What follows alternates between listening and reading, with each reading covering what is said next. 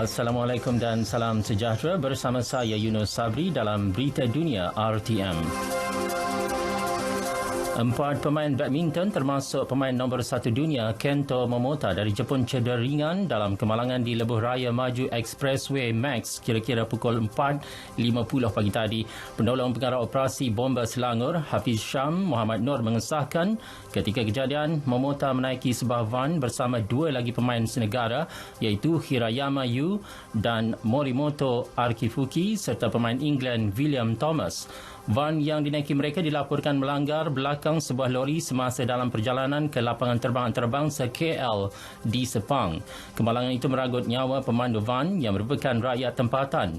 Kesemua mereka dibawa ke Hospital Putrajaya. Semalam, Momota menjuarai acara persoalan lelaki Masters Malaysia 2020 selepas menewaskan Victor Axelsen dari Denmark di Axiata Arena, Bukit Jalil. Ratusan ribu penduduk dipindahkan dari sekitar kawasan Gunung Berapi Taal dekat Manila, Filipina selepas ia meletuskan abu dan wap air setinggi 15 km ke udara.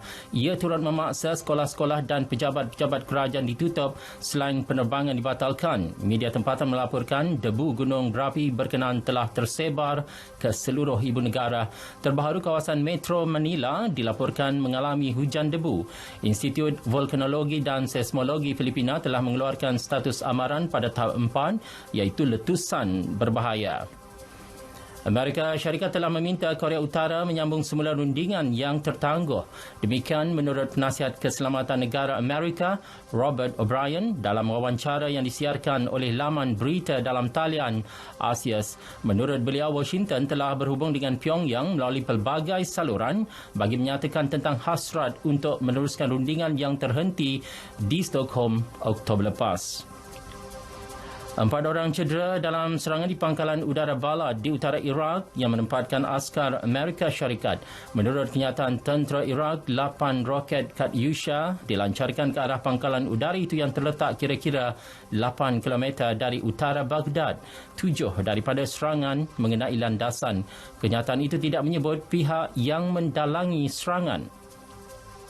Sementara itu, tiada bukti spesifik yang menunjukkan Iran merancang serangan terhadap 4 kedutaan Amerika Syarikat. Perkara itu dinyatakan Setiausaha Pertahanan Amerika Mark Esper dalam program Face the Nation terbitan CBS. Menurutnya, kenyataan yang dibuat oleh Presiden Donald Trump kepada Fox News bukan berdasarkan bukti spesifik yang diperoleh daripada agensi perisikan. Bagaimanapun, beliau bersetuju dengan pendapat Trump bahawa kedutaan Amerika masih berdepan ancaman serangan. Iran tunjuk perasaan memasuki hari kedua bagi mendesak kepimpinan tertinggi negara itu memohon maaf dan meletak jawatan selepas pihak tentera mengakui tersilap menembak jatuh pesawat Ukraine Rabu lalu. Bantahan diadakan di hadapan Universiti Amir Kabir serta di hadapan kedutaan Britain di Tehran. Polis anti-Rusian dilapor melepaskan tembakan gas pemerih mata bagi menyuraikan orang ramai yang berhimpun di jalan raya. Selain Tehran, tunjuk perasaan turut diadakan di Bandar Siraj, Isfahan, Hamidan dan Oromiyah. Dalam pada itu, Britain, Perancis dan Jerman menggesa Iran agar mematuhi sepenuhnya perjanjian nuklear yang dimeterai dengan kuasa besar dunia pada 2015.